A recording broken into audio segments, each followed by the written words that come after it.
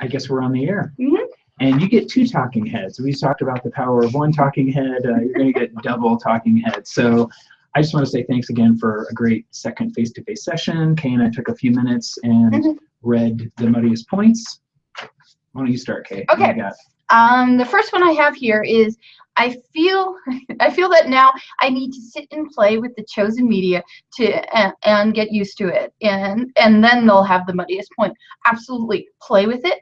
Like I said, at the very end of discussions, we already started a discussion forum. Ask questions.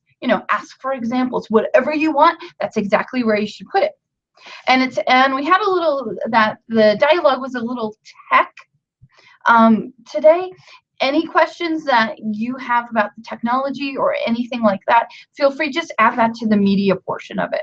Okay, and we can definitely help you with that.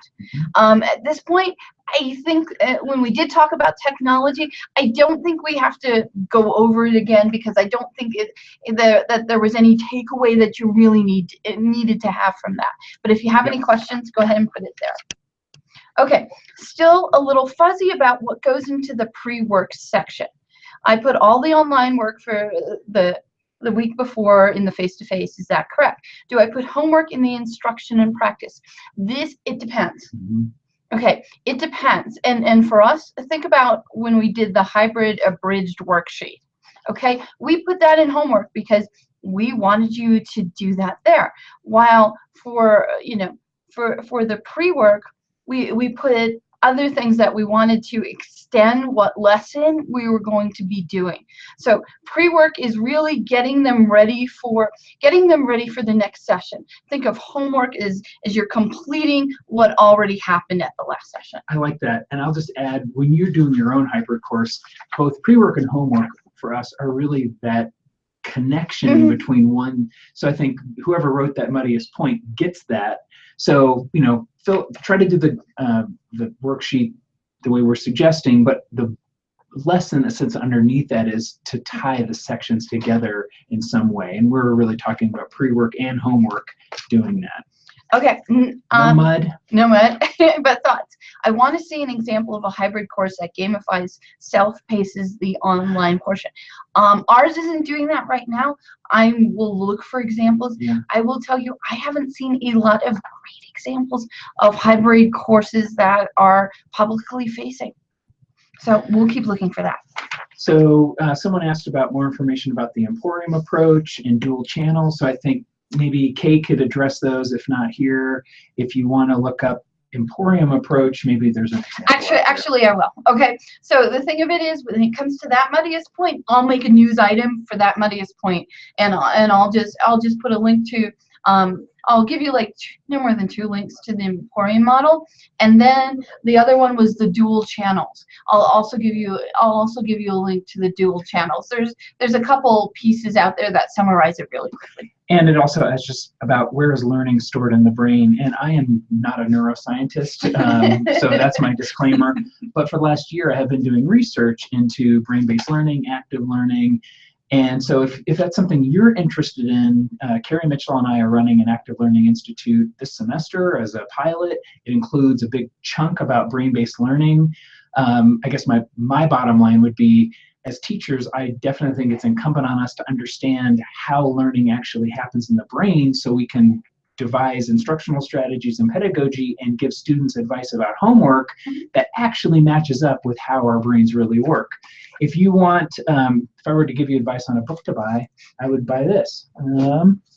How We Learn by Benedict Carey. It's $11 on Amazon, and you can't see all my dog ears. I've read 5 or 6 books. I've done tons of research. This is a great book that just summarizes some of that stuff. It's very interesting. So talk to me more about it, just because I am personally really interested in it. Think about taking the Active Learning Institute when we roll it out wider next year. It is fascinating, fascinating stuff. Someone asked how to get to that continuum from online to face-to-face. There's no quick and dirty answer to that. In fact, I think for me, that idea of weaving the face-to-face to online to face-to-face is, to me, the most important outcome of this training. I mean, it is why we created the planning document to do that. It's what we I won't say we, it's what I think is missing from many current hybrid courses. Oh. And so there's no answer. One of the reasons we're going to ask you to struggle with this hybrid planning document is to force yourself to try to think about it. But my sense is this will happen over the course of many semesters as you develop a hybrid course and really figure out, I mean, heck, it's hard enough to do it in a strict face-to-face course to figure out how do you really make every session meaningful, and it's not 45 standalone silos, but one feeds into the other. When you teach online, you're thinking about the same kinds of things. How do you make 1 week, feed into the next? Or so I'm glad you're asking this question, because I think you're getting at one of the things we really care about in this hybrid training. And last but not least, someone asked about, I don't export my screencasts to YouTube. What are the benefits? I'll just give you a couple of benefits. It doesn't clog up D2L with a whole bunch of big files. And if you're uploading those MP4 files to D2L, they're stored somewhere. I think it probably, my sense, it takes longer for a student to stream it if it's on D2L. It's also just extra work for you, right? You have to save that file, you've got to download that file, you've got to upload it. What I love about YouTube is YouTube has a really nice back end in terms of administrating all your videos, watching the privacy controls, deleting videos, doing the captioning. I think YouTube will probably be there forever or for a long time. So the reason I love it is easy. And I don't want any student to tell me they can't watch the video. If it's in YouTube, I think if there's a video that someone can watch, YouTube wants to make sure they can put their video in front of every set of eyes. This says, I'd like to have only my current students able to view. Every video I create for my classes, I mark as unlisted. YouTube gives you 3 privacy options: private, unlisted, and public. Public means you can search for it and someone can find it on YouTube. Unlisted means you can only see if you have the link or if you embed it in a course. You will not find any of my student videos or anything like that. You can't search for them and find them. So only students who have access to my D2L shell can see the video. You could also go and delete things at the end of the semester or put them onto private mode, and then no one can see them. So anyway, those are just a few reasons. I really like YouTube for those reasons. We talked about captions. Once you've downloaded that MP4, it's static. YouTube is constantly updating its artificial intelligence. My sense is the videos I created 5 years ago, in 3 years will have perfect captions, because Google is going to get really good at creating captions, and they're going to go back and recaption everything. And so, eventually I'm pretty sure Google's going to catch up and be able to create really great captions. I won't have to, if I had downloaded those MP4s, they're gone. I don't know, Kay, you want to add anything else to that? Well, what I was going to say, it's a repository. Think of your YouTube channel as a repository.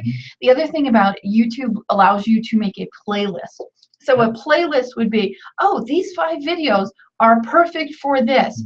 Let me put them in, together, and here's a link. I can just send the link out to the playlist. So for curation. Just one other thought. Maybe you want to leave your things public. Now, I wouldn't do it with student feedback, but I created a couple of videos many years ago, 5 or 6 years ago, on things like ethics and religion, and I just inadvertently made them public. I have gotten emails from people from all over the country. I've gotten emails from people from other countries. It has thousands of views. I've built that for my own students. Do I care if other people get interested in ethics and religion? No. I mean, it's actually kind of cool to be able to go and look and see, wow, someone from Madagascar watched part of my video. So, why not share our expertise? If you don't care and there's no FERPA data in there, why not just leave it public? I don't know. That's just, perfectly fine. Yeah. I mean, why not share the wealth?